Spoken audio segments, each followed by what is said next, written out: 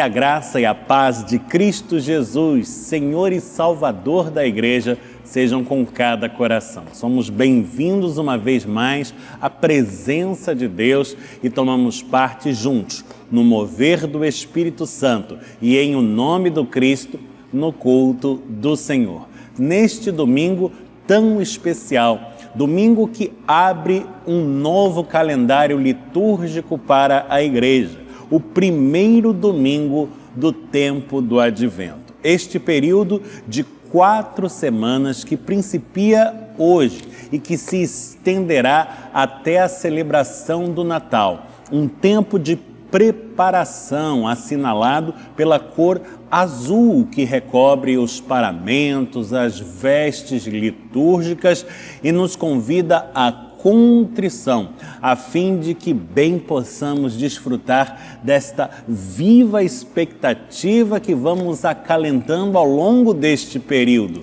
a expectativa pela vinda de Jesus. Sim, nós vamos reviver a história do Natal e experimentar esta bênção inaudita, este presente que nos foi dado pelos céus na pessoa do Deus menino, o bendito Salvador. E à medida em que revivemos essa expectativa, aquecemos em nossos corações a expectativa por sua segunda vinda, pois aquele que é vindo virá outra vez em grande glória. Até lá, vamos cantar e nos alegrar na maravilhosa graça do Senhor. Cântico de número 229 do Inário Novo Cântico, Boas Novas.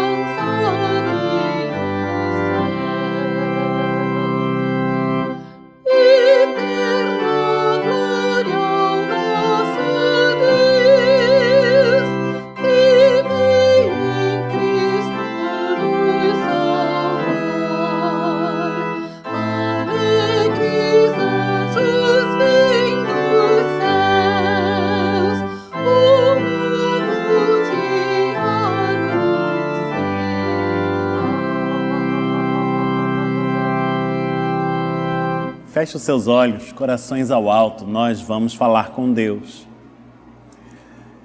Senhor Deus, és tremendo, és maravilhoso e nos proporcionaste a vivência de todo um ano litúrgico, todo um ano de celebrações até aqui. Um ano de bênçãos, de ricas vivências, de profundos aprendizados. Agora um novo ano se descortina e tem início perante nós. Um novo ano litúrgico vai se abrindo com a expectativa que é acalentada neste tempo de advento. A expectativa que aponta para a vinda do teu Filho unigênito a este mundo, Jesus Cristo, o Salvador bendito. É tempo de festa nos nossos corações, tempo de alegria, de celebração, tempo em que nos sentimos impulsionados a Ti para adorar-te e louvar-te como nos convém a nós, o Teu povo, nós que um dia fomos alcançados pela Tua graça, fomos tocados pelo Teu poder, transformados no Teu agir, habilitados à salvação e à vida eterna. Adoramos-te, louvamos-te, bendizemos-te, glorificamos-te, honramos-te, ó Deus, e tudo isto fazemos no nome santo do Cristo, o Verbo que se fez carne, aquele que vindo a este mundo ilumina a todo homem, o Salvador bendito, nosso Senhor. Amém. Convido você, se você puder fazê-lo, a abrir comigo a sua Bíblia. Nós vamos abrir juntos no livro dos Salmos, no Antigo Testamento, portanto, e vamos proceder à leitura do Salmo indicado pelo Lecionário Cristão para este primeiro domingo do tempo do Advento. É o Salmo de número 25. Vamos abrir juntos no Antigo Testamento, no livro dos Salmos, no Salmo 25, onde leremos desde o versículo número 1 ao versículo número 10. Livro dos Salmos, Salmo de número 25, leitura do versículo 1 ao versículo 10, Salmo de Davi. A Ti, Senhor, elevo a minha alma. Deus meu, em Ti confio. Não seja eu envergonhado, nem exultem sobre mim os meus inimigos. Com efeito, dos que em Ti esperam, ninguém será envergonhado. Envergonhados serão os que, sem causa, procedem traiçoeiramente. Faze-me, Senhor, conhecer os Teus caminhos. Ensina-me as Tuas veredas. Guia-me na Tua verdade e ensina-me, pois Tu és o Deus da minha salvação, em quem eu espero todo o dia. Lembra-te, Senhor, das Tuas misericórdias e das Tuas bondades, que são desde a eternidade. Não te lembres dos meus pecados da mocidade, nem das minhas transgressões. Lembra-te de mim, segundo a Tua misericórdia, por causa da Tua bondade, ó Senhor. Bom e reto é o Senhor, por isso aponta o caminho aos pecadores. Guia os humildes na justiça e ensina aos mansos o seu caminho. Todas as veredas do Senhor são misericórdia e verdade para os que guardam a sua aliança e os seus testemunhos. Bendito seja o Senhor pela sua santa palavra. Amém. Inspirado no salmo que lemos, o canto do coro Aidéa Moraes, Em Ti, Senhor, eu confio, de George Frederick Handel, nas vozes do coro sob a direção da maestrina Helen Heisley, com o acompanhamento da pianista e organista Gisele Santana e ainda a edição em vídeo do nosso irmão Daniel Schmidt. Ouçamos o coral.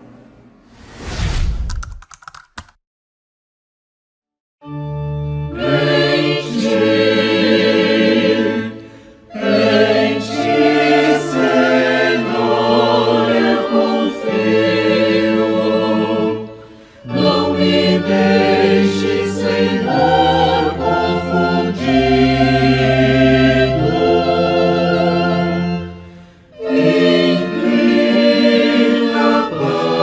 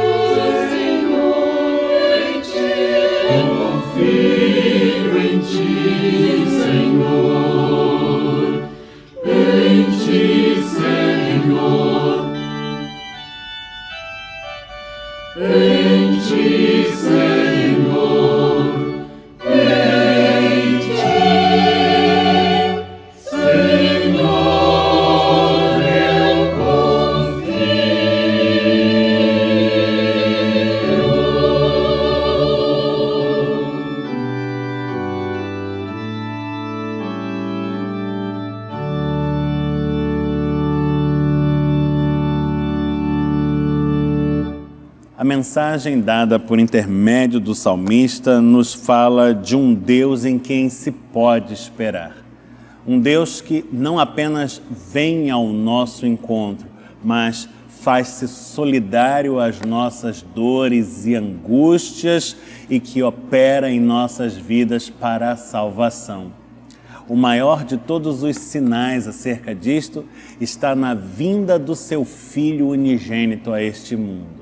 O Deus menino, Jesus, o Cristo, o bendito Salvador, que é quem nos enseja este convite, dizendo-nos: vinde a mim, vós que estáis cansados e sobrecarregados, e eu vos aliviarei. É hora de aquecer a este chamado e vivenciarmos um tempo de contrição, de recolhimento, de oração, um tempo de entrega, de confissão de pecados, de súplicas e intercessões. Vamos falar com Deus. E se você puder fazê-lo, dobre os seus joelhos e coloque-se assim perante o Todo-Poderoso.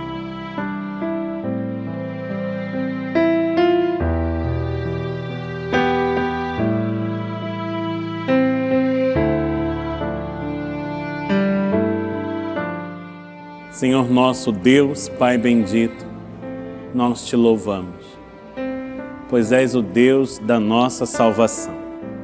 E um dia enviaste teu Filho amado, Jesus, o Cristo, ao nosso encontro, permitindo que Ele padecesse as nossas dores e levasse na cruz do Calvário o peso da culpa que não lhe cabia, pois era nossa. No sacrifício de Jesus, no sangue derramado desde a cruz, fomos libertos das cadeias do pecado e habilitados por Ti à novidade de vida. Romperam-se os grilhões da morte e gozamos em Ti a salvação e a vida perene.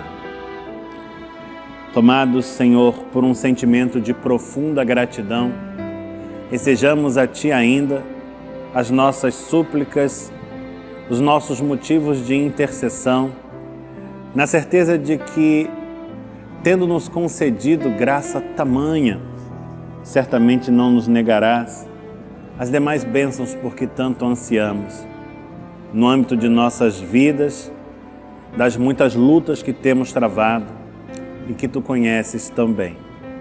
Tem misericórdia, Senhor, do Teu povo, daqueles que se acham enfermos, dos enlutados, dos abatidos de espírito, dos desempregados, daqueles que sofrem com fome, com injustiças, com perseguições.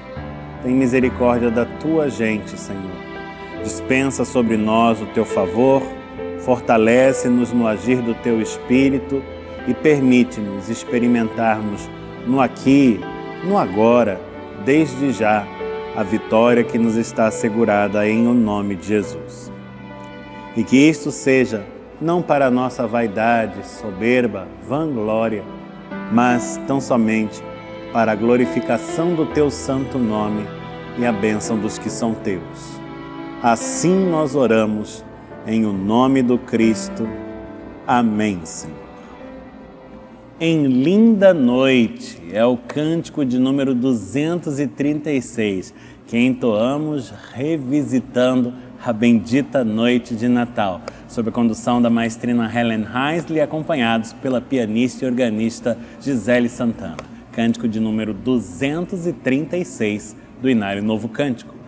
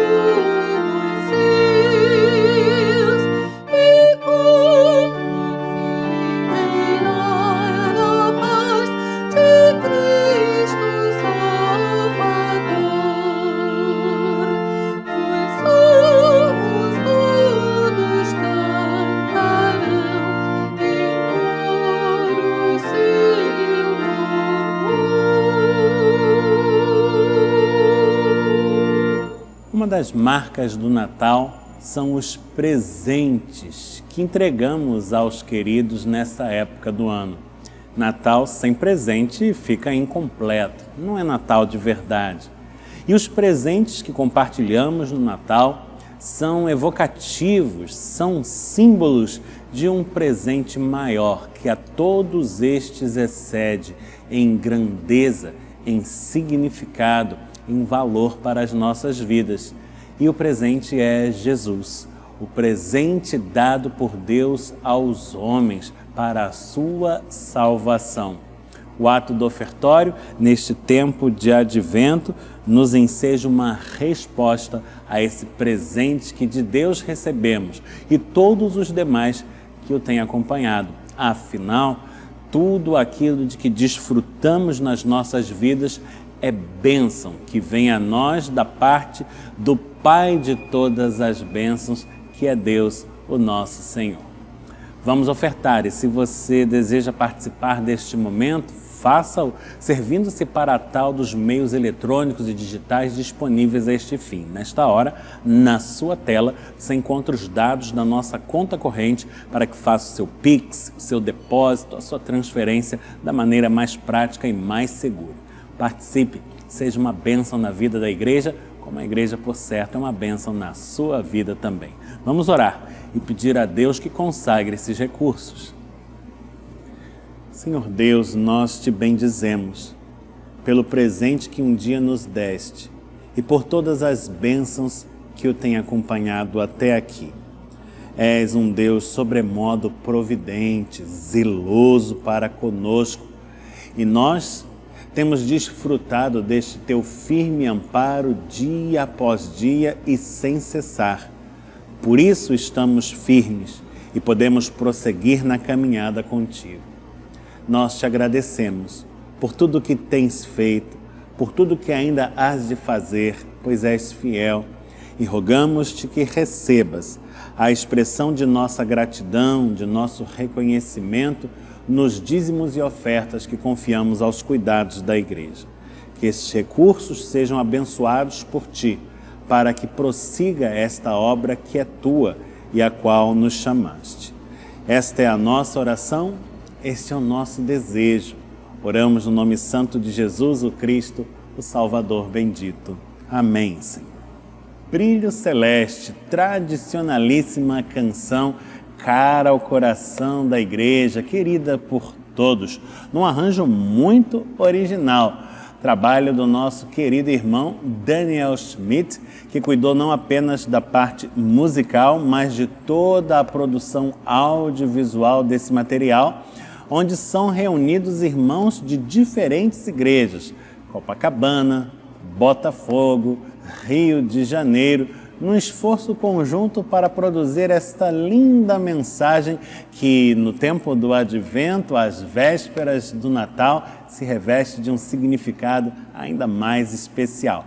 Vamos ouvir o coral Brilho Celeste.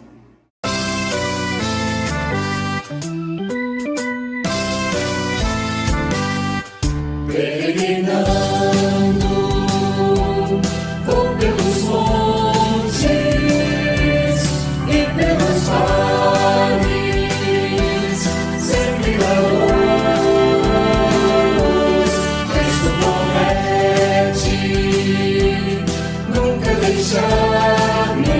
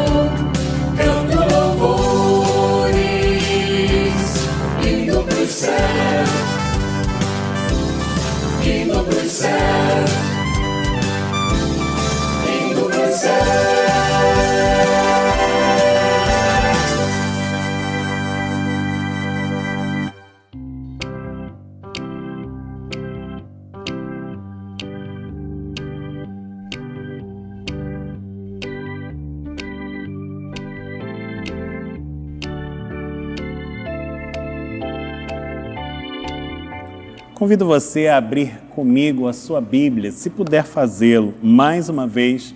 E nós agora vamos ao Novo Testamento, abriremos juntos na Epístola de Tiago, no capítulo de número 5, onde leremos desde o versículo 7 ao versículo 10. Estamos no Novo Testamento, na Epístola de Tiago, no capítulo de número 5, lendo desde o versículo 7 ao versículo de número 10.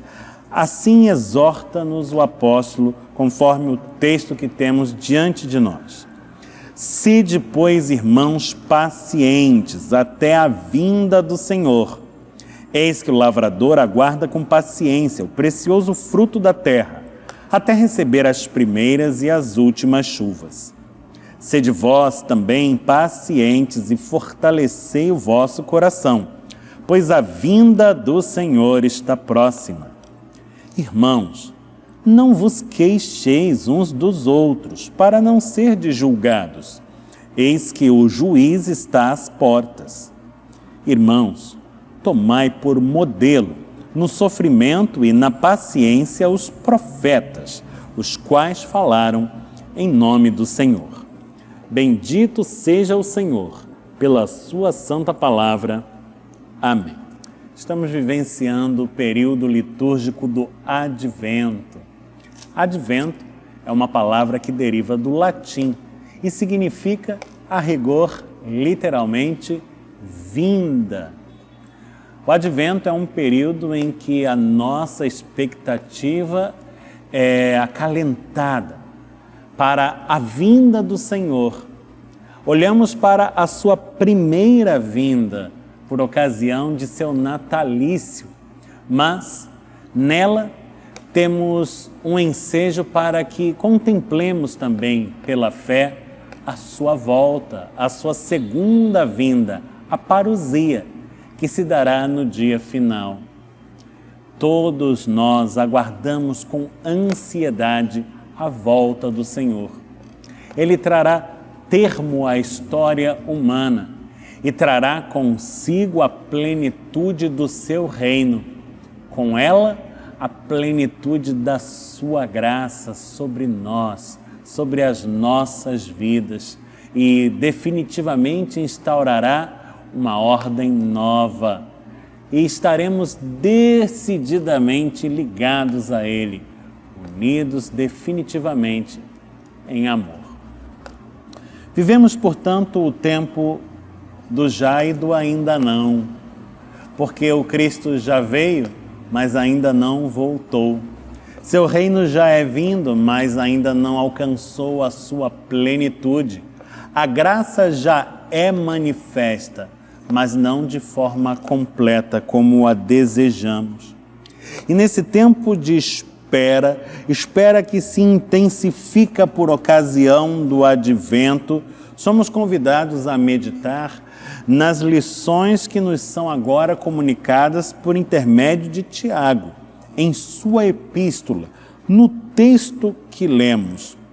Lições que nos exortam a um certo exercício que devemos praticar, que deve ser praticado por quem espera, mas que nem sempre é dos mais fáceis de concretizar.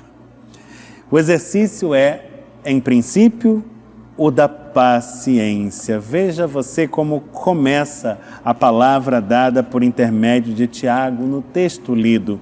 Sede, pois, irmãos, pacientes até a vinda do Senhor. A exortação de Tiago é a espera paciente.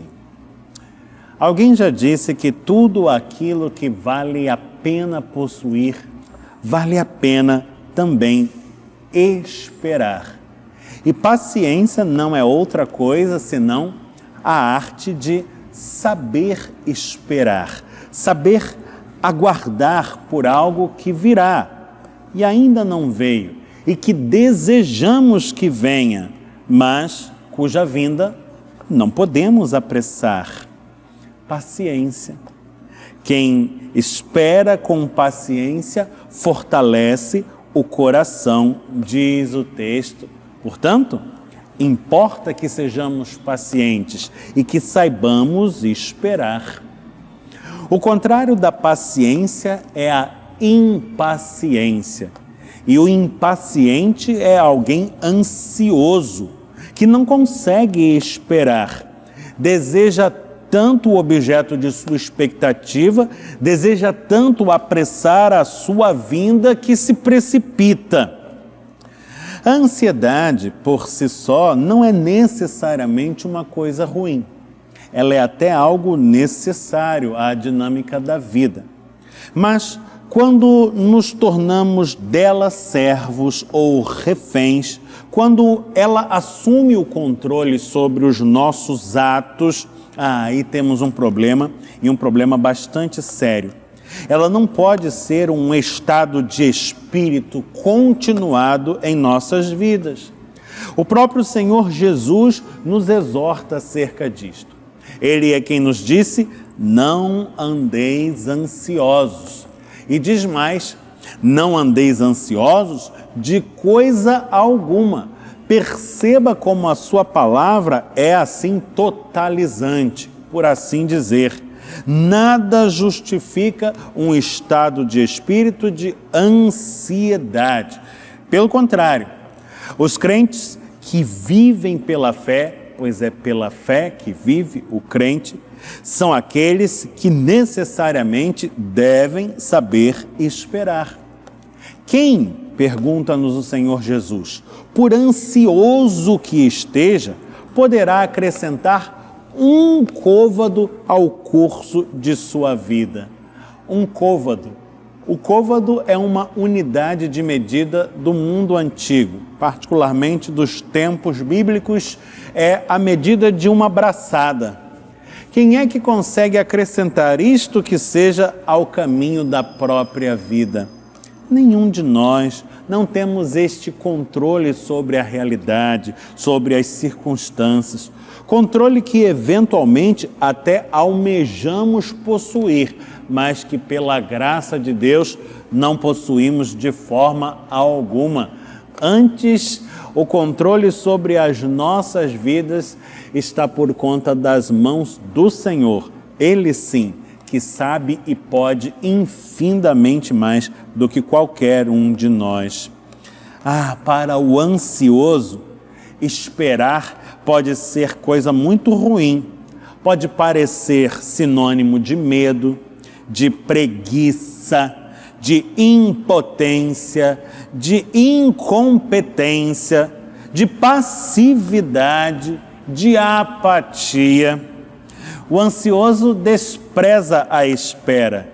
Ele lança-se à ação, o faz de maneira irrefletida e somente depois que age que vai medir as consequências do seu proceder frequentemente trágico, danoso.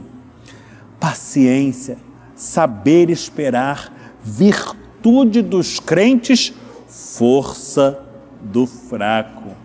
Não fui eu quem disse isto. Quem o disse foi o sábio filósofo Immanuel Kant. A paciência é a força do fraco, ao passo que a impaciência é a fraqueza do forte. Forte, cheio de si, não se dá ao luxo de esperar, acredita que não precisa fazê-lo, lança-se à ação e acaba colocando o carro à frente dos bois. A nossa paciência, a paciência que toca aos crentes e que é uma virtude cristã, não é passividade, não é impotência, não é apatia, incompetência, preguiça, medo ou qualquer destas coisas afins. A nossa paciência é a arte de exercitar uma espera, mas uma espera ativa, não passiva. Uma espera afirmativa, pois movida pela fé. Uma espera perseverante, aguerrida, dotada de esperança. Quem espera tem esperança. E nós, partilhamos uma esperança firmemente fundamentada, pois calcada em Cristo Jesus, rocha firme e inabalável, pedra angular deste edifício que chamamos igreja. Um sábio chinês chamado Confúcio ensinou-nos algo acerca desta virtude, o exercício da paciência. Ele disse o seguinte: quem tiver paciência e souber juntar um punhado de terra todos os dias, ao final de sua vida terá erguido uma montanha. Veja que palavra impregnada de sabedoria. Assim se dá também conosco. O pouco de paciência que reunimos hoje no exercício da fé, de nossa espera ativa, de nossa esperança que é voltada para Jesus, é algo que vamos somar com a paciência que exercitaremos amanhã e com aquela que virá depois de amanhã. E ao cabo de uma vida, teremos nos fortalecido sobremaneira. E a cada pouquinho de paciência que juntamos, nos tornamos mais fortes para o enfrentamento dos desafios que sempre necessariamente virão ao nosso encontro. Aquele que tem paciência, que sabe esperar e que assim vai fortalecendo o seu coração, conquista o que almeja e assim se torna sempre e cada vez mais forte. Cultivar a paciência, esta nobre virtude dos crentes, é, segundo o ensinamento de Tiago, fortalecer a si mesmo. E o salmista o atesta. O Salmo 27 diz assim: espera no Senhor e Ele fortalecerá o teu coração. O Salmo 40 diz: eu esperei com paciência no Senhor. O Salmo 130 diz: espera, Israel, no Senhor. O Salmo 131 diz: espera, Israel, no Senhor, agora e sempre. E o Salmo 37 diz: descansa no Senhor, esperando nele. Saber esperar, exercitar a virtude da paciência e assim fortalecer o coração é o primeiro conselho, a primeira exortação que colhemos da epístola lida, do trecho que apreciamos agora, até aqui. Mas há algo mais. Porque entre os versos 9 e 10, Tiago nos diz ainda que neste exercício, o da espera ativa, o da paciência e fortalecimento do coração, devemos estar atentos para não incorrermos em queixas, em murmurações, em resmungos. Isto é terrivelmente prejudicial, é danoso verdadeiramente, tanto a nós quanto àqueles que nos cercam. Ah, o queixoso! Quem dele pode agradar-se? Aquele que tem um olhar negativo sobre a realidade e está sempre enxergando as coisas sob um viés mau. Ser assim queixoso, viver a murmurar, a proferir resmungos, isso não é coisa de gente paciente, que vivencia a virtude da esperança e da espera e fortalece o coração. É antes sintoma de fraqueza e sinônimo de negatividade.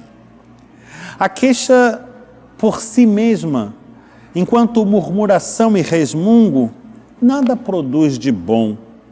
Na verdade, é um grande desperdício de energia e um veneno que estraga as coisas, que as torna piores, porque as deprecia.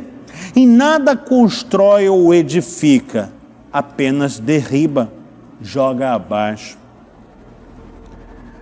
Alguém certa feita atribuiu a Sócrates uns tais filtros.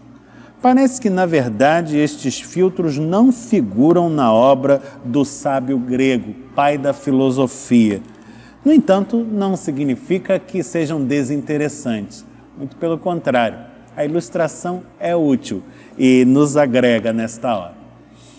Conta-se, portanto, de maneira popular, descompromissada com a verdade histórica, que certa feita alguém chegou para o sábio filósofo Sócrates para contar-lhe alguma coisa. E Sócrates deteve o seu interlocutor, propondo-lhe primeiramente uma questão, um problema, uma pergunta.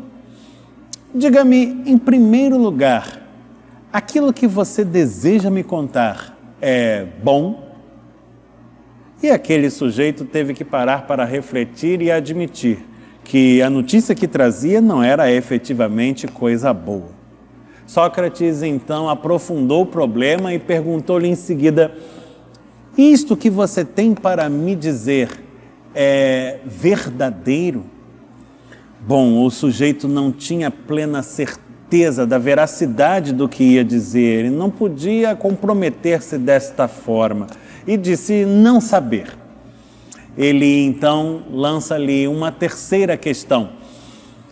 O que você tem a me dizer é necessário que você diga? Bom, neste ponto o seu interlocutor precisou capitular.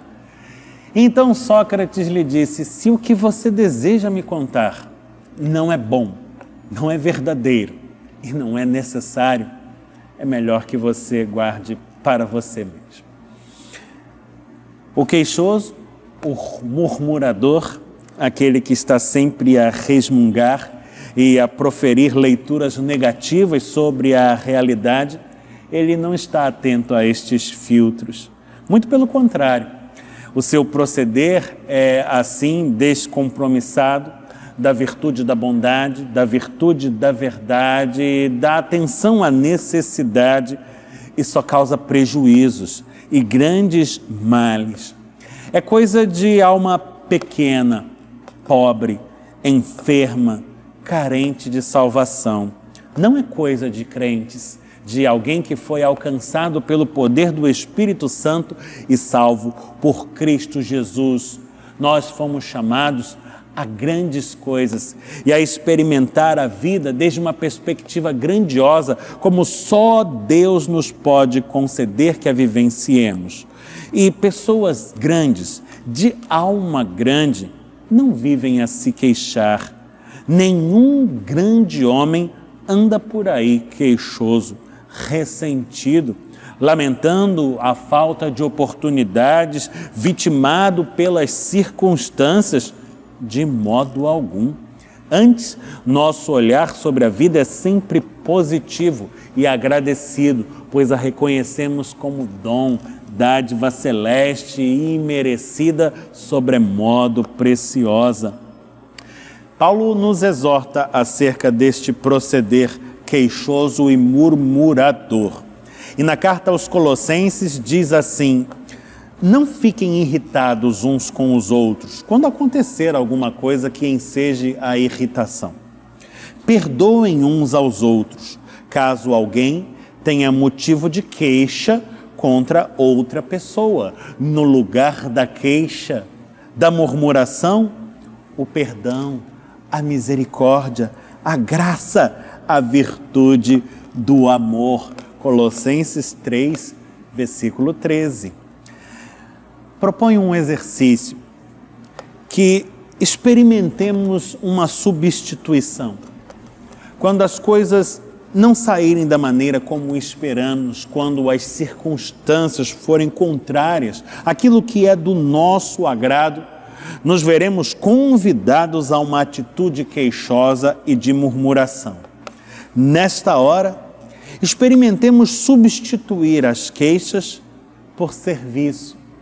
Ao invés de murmurarmos, reclamarmos e até praguejarmos, nos lancemos à ação. Promovamos o bem àqueles que nos cercam, aos nossos próximos, e observemos os resultados. E por certo veremos, como as coisas vão melhorar e como aquela circunstância que nos parecera negativa não é antes um ensejo para que a obra de Deus seja realizada. Uma vez, Jesus e os seus discípulos se depararam com um cego à beira do caminho. E Jesus lhes perguntou: o que percebem aí? Eles não tinham como responder a esta indagação, mas ele lhes deu a resposta: uma oportunidade para que a obra de Deus seja realizada. Tiago, ao nos falar desta exortação a que não andemos queixosos, nos aponta um exemplo a perseguir. E o exemplo que nos dá entre os versículos 9 e 10 é o dos profetas. Estes que também andaram à espera do dia do Senhor, da sua vinda, e que vivenciaram aqui neste mundo toda sorte de males, pois foram rejeitados, perseguidos, humilhados e mortos até. Como os profetas, que foram sujeitos a toda sorte de adversidades, enquanto mensageiros de Deus, cabe-nos semear a esperança. Quando todos andarem a murmurar, a queixar-se, a praguejar, dizendo que a realidade só converge para um mal ainda maior, que não há luz no fim do túnel e, por tudo, nenhuma razão à esperança, seremos nós que estaremos a encorajar a espera, proclamando uma viva esperança e convidando a uma espera paciente e ativa. Porque o mundo em que nós vivemos é marcado pelo desespero e carece urgentemente de esperança. A mensagem do Advento é um ensejo à esperança e um ensejo a nós, mensageiros da esperança, para que a proclamemos com todo o nosso viver, não apenas com as palavras que correm pelos nossos lábios ou que colocamos no papel e nas telas dos computadores, celulares, tablets, mas para que os nossos atos, a maneira como vivemos, seja um contínuo anúncio da esperança que professamos por fé. Pois esperamos a vinda do Senhor e Ele, por certo, virá, trazendo termo à história, a plenitude da graça com o advento do seu reino. Sigamos, pois, com fé, a serviço desta causa que é o Evangelho, e que Ele nos abençoe, em nome de Jesus. Nas últimas semanas, a nossa Sociedade Auxiliadora Feminina, SAF Copacabana, e a nossa União Presbiteriana de Homens, a UPH Copacabana, estiveram envolvidas num esforço comum para a arrecadação de donativos com vistas a apoiar a missão evangélica Kaiowá. Foram arrecadados objetos variados, mas havia uma ênfase em alimentos não perecíveis e particularmente em arroz. Toda a arrecadação convergiu para um resultado, sem dúvida, muito expressivo e que alegrou tremendamente o coração da igreja. Foi arrecadada mais de 1 tonelada de alimentos, além de roupas, agasalhos, calçados e itens diversos. Além disso, contamos com a doação de algumas dezenas de enxovais de bebês, enxovais completos, produzidos de maneira inteiramente artesanal e com muito apuro e materiais de grande qualidade, trabalho da nossa oficina de costura voluntária Alice Costa Marques. Todo esse material, no último dia 18, foi encaminhado por carretas à Missão Evangélica Kaiowá e já é recebido lá com muita alegria e com muita gratidão. Um bonito testemunho de generosidade, de amor cristão de nossa comunidade de fé e um ensejo para que façamos ainda mais, pois esta obra não é de homens, é obra do Senhor. que Ele seja sempre louvado e servido em servir-se de nós.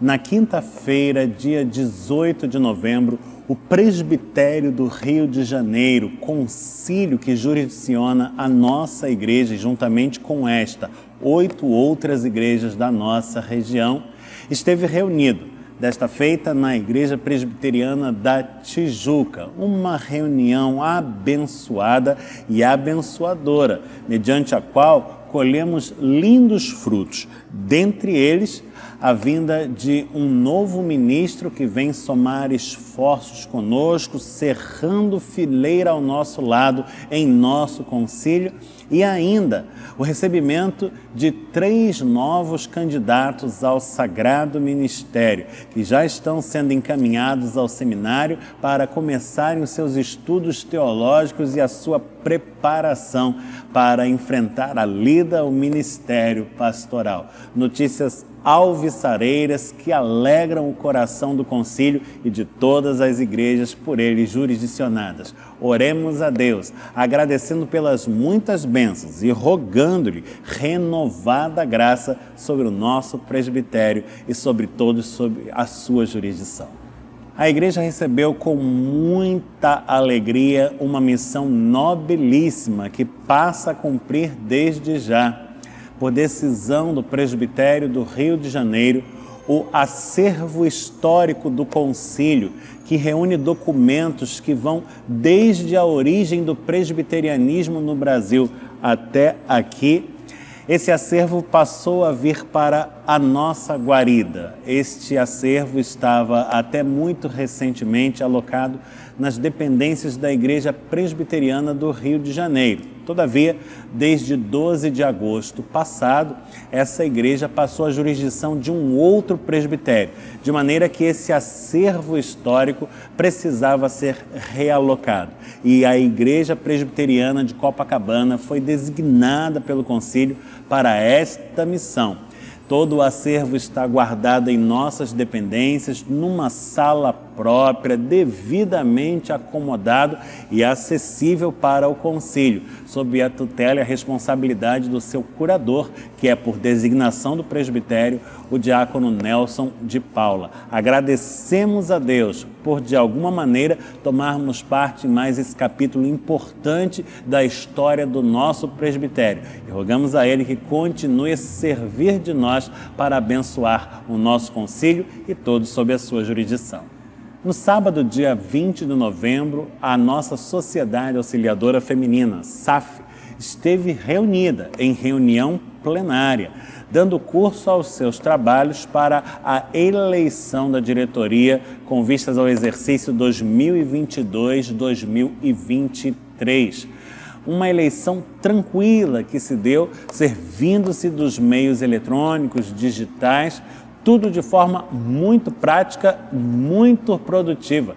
Rapidamente conseguimos obter os resultados da votação e a diretoria está devidamente composta. O resultado dessa assembleia é encaminhado à apreciação do Conselho, que logo dará um parecer sobre a mesma. E, conforme a decisão do Conselho, a instalação e posse das lideranças eleitas para o próximo exercício se dará no dia 2 de janeiro do ano que chega. Agradeçamos a Deus porque está sempre com a nossa Sociedade Auxiliadora Feminina, dirigindo-lhe os trabalhos, e roguemos a Ele que continue a abençoar a nossa valorosa SAF, nossas tão amadas auxiliadoras e, de maneira muito especial, a diretoria que irá assumir a liderança dos seus trabalhos no biênio que se aproxima.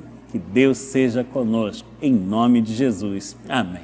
Chegamos ao final de mais esta celebração. Eu convido você a fechar os seus olhos, a elevarmos juntos o coração a Deus em oração, e nós vamos fazê-lo usando a prece que aprendemos de Jesus, a chamada oração dominical ou oração do Pai Nosso. Vamos dizer juntos assim: Pai nosso que estás nos céus, santificado seja o teu nome. Venha o teu reino, seja feita a tua vontade, assim na terra como no céu. O pão nosso de cada dia nos dá hoje. Perdoa-nos as nossas dívidas, assim como nós perdoamos aos nossos devedores. Não nos deixes cair em tentação, mas livra-nos do mal, pois Teu é o reino, o poder e a glória para sempre. Amém. Receba a bênção do Senhor. Que o Senhor te abençoe e te guarde. Que o Senhor faça resplandecer o rosto sobre ti e tenha misericórdia de ti. Que o Senhor sobre ti levante o rosto e te dê paz. Que a graça de nosso Senhor e Salvador Jesus Cristo, o amor de Deus, o Pai Celeste, e a comunhão do Espírito Santo estejam sempre sobre todos, hoje e eternamente. Amém.